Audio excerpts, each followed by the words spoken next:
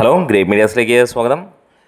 അമരം വീണ്ടും റിലീസിന് എത്തിയിരിക്കുകയാണ്. 1991 പുറത്തിറങ്ങിയ ഭരതൻ സംവിധാനം ചെയ്ത് ലോഹിതദാസ് കഥയും തിരക്കഥയും എഴുതിയ ചിത്രമാണ് അമരം. എന്നും മലയാളത്തിലെ നമ്പർ 1 ചിത്രങ്ങളുടെ പട്ടികയിൽ നിൽക്കുന്ന ചിത്രം തന്നെയാണ്. ഒരു പിടി നല്ല കലാകാരന്മാരുടെ കൂട്ടായ്മ തന്നെയായിരുന്നു ഈ ഒരു ചിത്രം എന്ന് നമുക്ക് കാണാം. സിനിമയുടെ കളക്ഷൻ റിപ്പോർട്ടുകൾ, റിലീസ് കളക്ഷൻ റിപ്പോർട്ടുകൾ ആണ് ഇപ്പോൾ വന്നിരിക്കുന്നത്. ചാനൽ സബ്സ്ക്രൈബ് ചെയ്യുന്ന കാര്യം ഒന്ന് ഓർമ്മിപ്പിക്കുകയാണ് ഇവിടെ. എന്തായാലും ലഭ്യമായ വിവരങ്ങൾ, ഒരുപാട് ട്രാക്കിംഗ് സൈറ്റുകളിലൊന്നും തന്നെ ഇതിൻ്റെ ട്രാക്കിങ്ങോ കാര്യങ്ങളോ എന്നില്ല. എന്തായാലും പ്രശസ്തരായ ഫ്രൈഡേ മാറ്റിനി എന്ന ആ ഒരു പേജിലൂടെയാണ് ഇതിൻ്റെ വിവരങ്ങൾ അറിയാൻ കഴിയുന്നത്. അമരത്തിൻ്റെ ആദ്യ ദിനത്തെ കളക്ഷൻ റിപ്പോർട്ടുകൾ പുറത്തു വരുമ്പോൾ 6,50,000 രൂപയോളമാണ് സിനിമയുടെ കളക്ഷനായി ആദ്യ ദിനം വന്നിരിക്കുന്നത്. രണ്ടാം ദിനം 7,20,000 രൂപയ്ക്ക് മുകളിലാണ് സിനിമയുടെ കളക്ഷനായി വന്നിരിക്കുന്നത്.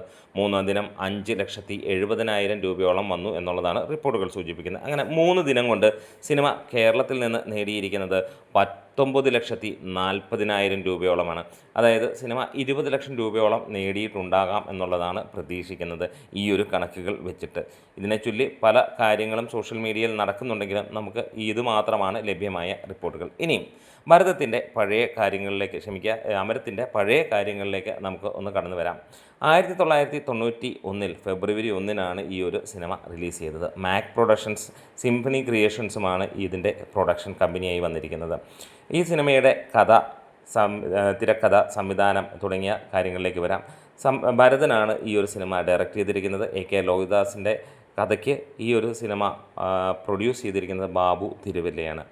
ഇതിനകത്തിലെ പ്രധാന അല്ലെങ്കിൽ കേന്ദ്ര കഥാപാത്രങ്ങളായി എത്തിയിരിക്കുന്നത് മമ്മൂട്ടി, മാധു, KPSC ലളിത, അശോകൻ, മുരളി തുടങ്ങിയവരാണ്. സിനിമാറ്റോഗ്രാഫി ചെയ്തിരിക്കുന്നത് മധു അമ്പാട്ടാണ്. എന്തായാലും ഈ ഒരു സിനിമ അക്കാലത്തെ മാത്രമല്ല ഇന്നും മലയാളത്തിലെ നമ്പർ 1 സിനിമയുടെ റേഞ്ചിൽ നിൽക്കുന്ന ചിത്രം തന്നെയാണ്. പക്ഷേ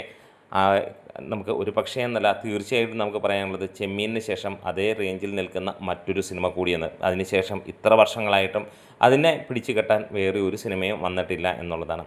ഒരുപിടി അവാർഡുകൾ വാരിക്കൂട്ടിയ ചിത്രം തന്നെയാണ്. KPSC ലളിതയ്ക്ക് മികച്ച നടിക്കുള്ള നാഷണൽ അവാർഡ് ലഭിച്ചിരിക്കുന്നതാണ് ഈ ഒരു സിനിമയിലൂടെ. ബെസ്റ്റ് സപ്പോർട്ടിംഗ് ആക്ട്രസ് എന്നുള്ള ആ ഒരു കാറ്റഗറിയിൽ അവാർഡ് നേടാൻ കഴിഞ്ഞു എന്നുള്ളതാണ്.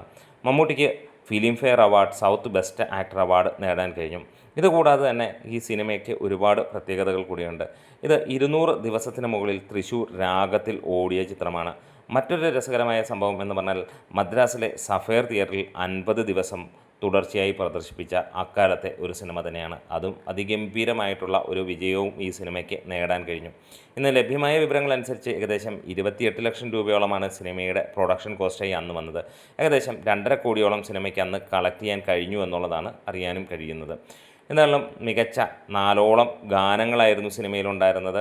അതെല്ലാം തന്നെ വലിയ രീതിയിൽ ഹിറ്റാവുകയും സിനിമയ്ക്ക് കേരള സ്റ്റേറ്റ് അവാർഡിൽ സെക്കൻഡ് ബെസ്റ്റ് ആക്ടർ മുരളിക്ക് ലഭിച്ചു, സെക്കൻഡ് ബെസ്റ്റ് ആക്ട്രസ് KPSC ലളിതയ്ക്ക് ലഭിച്ചു, ബെസ്റ്റ് സിനിമാറ്റോഗ്രാഫിക്ക് മധു അമ്പാട്ടിന് ലഭിച്ചു.